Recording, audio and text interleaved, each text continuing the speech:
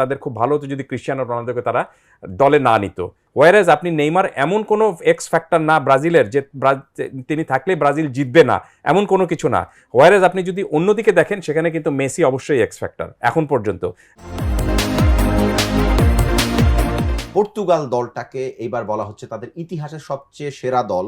আমি নিজেই দলটাকে নিয়ে বলছি যে গোল্ডেন জেনারেশন 2.0, দুর্বলতা ক্রিশ্চিয়ানো রোনালদো। আপনি কি আমার সাথে একমত? আমি মনে করি যে পর্তুগালের সবচেয়ে আপনার যেটা আপনি বলছিলেন যে তারা যদি, আমি মনে করি যে তারা যদি সত্যিকার অর্থেই বিশ্বকাপ জেতার মতো একটা টেন্ডেন্সি নিয়ে আসতো তাহলে তাদের খুব ভালো হতো যদি ক্রিশ্চিয়ানো রোনালদোকে তারা দলে না নিত। এবং শুধুমাত্র তা ইসে না, এবং আমি ব্রাজিলের দলটাকেও বলবো, আমি ব্রাজিলের নেইমারকে যে নেওয়া হয়েছে, ব্রাজিলকে নেইমারকে নেওয়া হয়েছে, কিন্তু আপনি ব্রাজিলের নেইমার কিন্তু এখন পর্যন্ত ফিট না। আপনি তাকে কারণ তাকে খেলাবেও না শেষ পর্যন্ত, শুধুমাত্র ফিফার চাপ, ওই দেশের গভর্নমেন্টের চাপের কারণে আমার ধারণা নিয়েছে।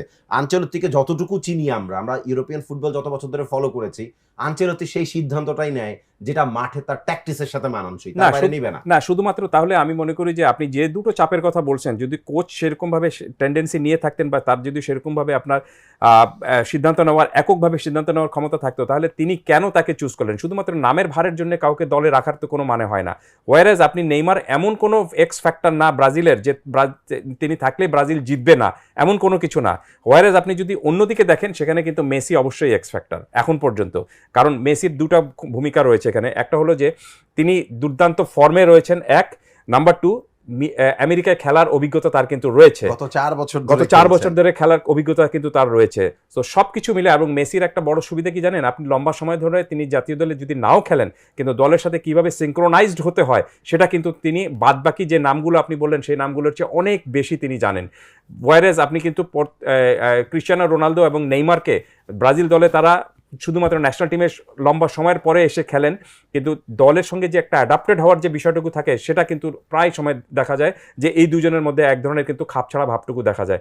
আমি আশা করছি যে অন্তত সেই সময়টুকু তারা হয়তো এবার কাটিয়ে উঠতে পারবেন, কারণ এবারের বিশ্বকাপ এদের সবার জন্য কিন্তু আপনি শেষ অধ্যায় হতে যাচ্ছে। বিশ্বকাপ, গত বিশ্বকাপ যেরকমভাবে মেসিকে একটা পূর্ণতা দিয়েছে, আমি আশাই করছি যে অন্তত নেইমার এবং পর্তুগালের ক্রিশ্চিয়ানো রোনালদো যদি সেই পূর্ণতা পান তাহলে I will be the happiest person. কিন্তু আমি কোনো দলকে সাপোর্ট করছি না, এর ফলে হয়তো অনেকে আর্জেন্টিনার সাপোর্টার যারা রয়েছেন তারা হয়তো একটু মন খারাপ করতে পারেন। কিন্তু আমার কাছে যদি আপনি জিজ্ঞেস করেন তাহলে আমার কাছে কেন জানি মনে হচ্ছে যে এবারের এই বিশ্বকাপটা আপনি লাতিন আমেরিকান বলয় থেকে বেরিয়ে এটা স্পেনের দিকে যাচ্ছে। এবং আপনি যদি সুনির্দিষ্ট করে আমার কাছে জানতে চান তাহলে আমি বলবো যে I will put my money on France and Spain. Exactly.